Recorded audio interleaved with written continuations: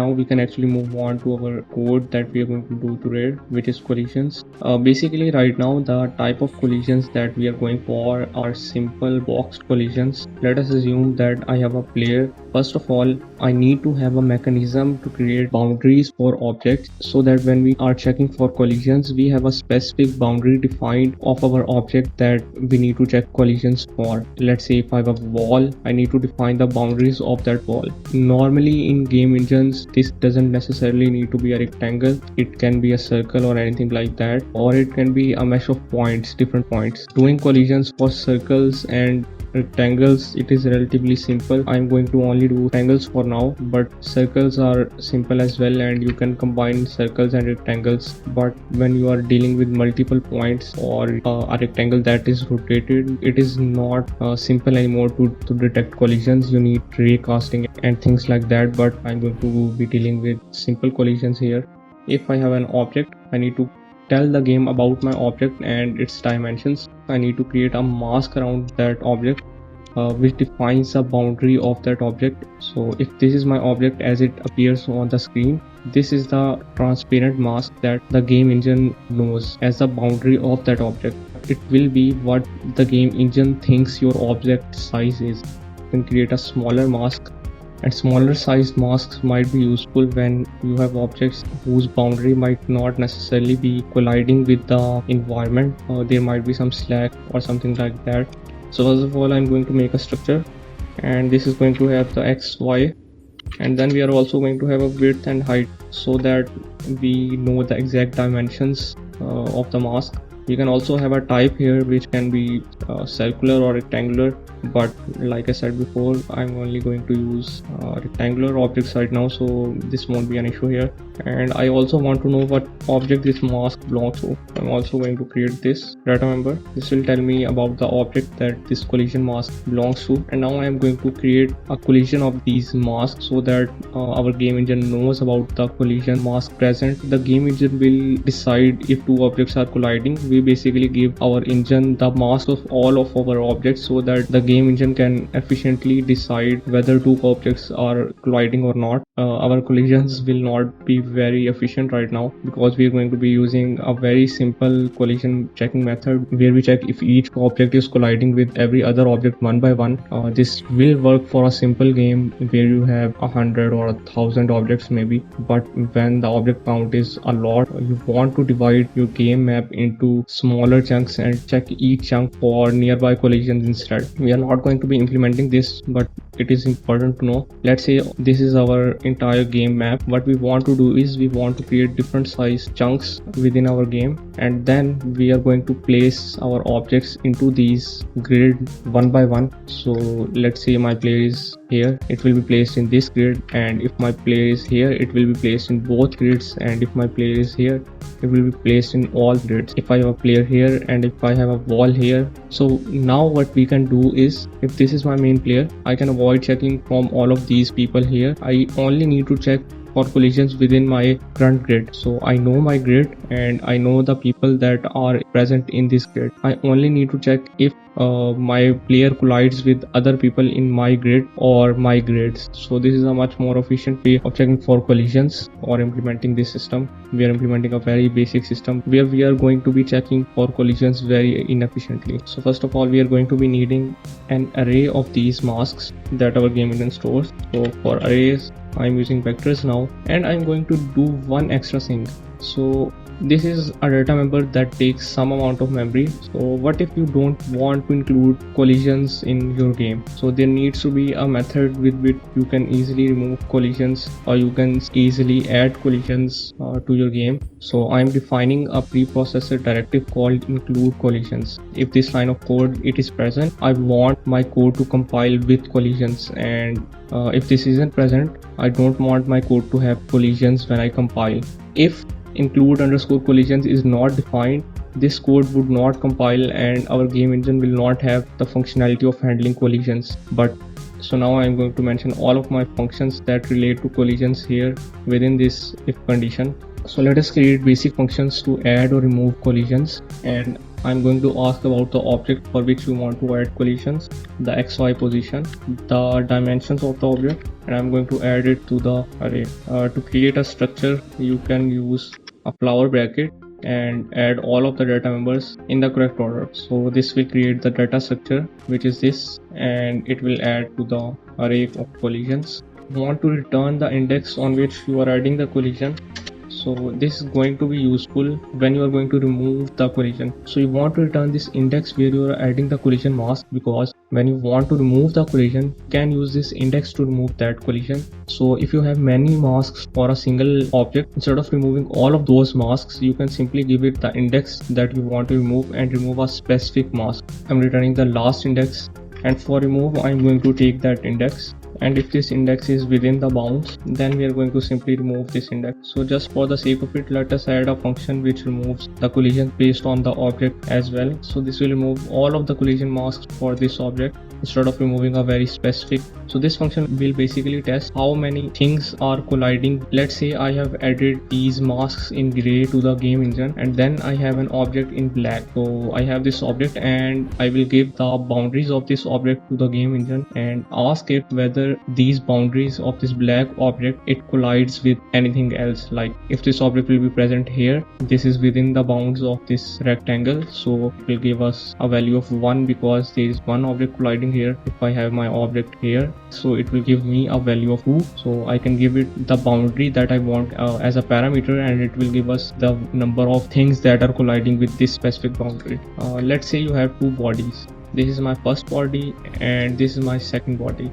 So for testing collisions of two rectangular bodies in the x direction, if my entire object's position it is greater than this point here, this line here, then there is a chance of a collision. It may lie here or it may lie here or it may be outside, but there is a chance of collision if this line right here, if my object is ahead of this line. But this is not enough information because my object may be way over here or way over here. So we are sure that if my object is behind this, there is no collision, but there is a chance of collision if my object is ahead of the starting point of this object. But then you want to bound it on the other side as well. So for that, what you do is, let's say you have two lines, line number 1 and we will call it line number 2. If line number 2 it is ahead of line number 1, there is no collision. But if this line number 2 it is behind line number 1, there is a chance of collision. So before with the previous condition we bounded our object so that it cannot be behind this object, but with this condition we are bounding it so that our object's starting position is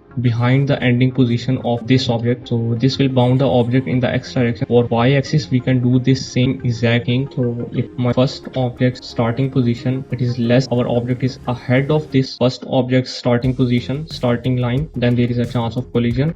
And if our entire object's width it is greater than the starting position of our second object, there is a chance of collision. Then we bound this object in the y-axis as well. We are going to increase our count, and at the end we are going to return the count. We might also want to check collisions on a specific point. So for this I am going to use a simple hack. I'm not going to do something very complicated like here. I'm going to make a small box and I'm going to check for collisions with this. So now we can actually create an environment object. We will call it box, and we make the constructor and we initialize the game engine object. But now we are also going to create a collision mask for it. We should take the dimension of this box from the user, and what we can do is we can create a collision mask, and we should also draw this. So we should save these values permanently. So now let's call the update function. I'm going to start the loop from its position, same for the other axis, and I'm going to place character here. Let's do an add character for this. Actually, let's make a simpler function for this. I'm going to make a function called place box, and I'm going to simply copy paste the code here. So now we have a place box function which basically calls a place character function in a loop. Right, this is much more neat now. And let's try placing a box. I'm going to place the box. I'm missing a semicolon here. Okay, so sorry, my function is called collision add, and I need to provide the object as well. So this is basically the pointer of the object, which is what I need. So I can pass this directly here. and then I need to tell it what character to place, and I should pick this as well. It should be CH, and I also need a start. This should be in the start, so that when I add multiple objects with the same reference, or if I add this object to a different map, the collision mask is added to the game. I see a single character, I don't see a box yet. Okay, this needs to be IJ, my bad. We see a box.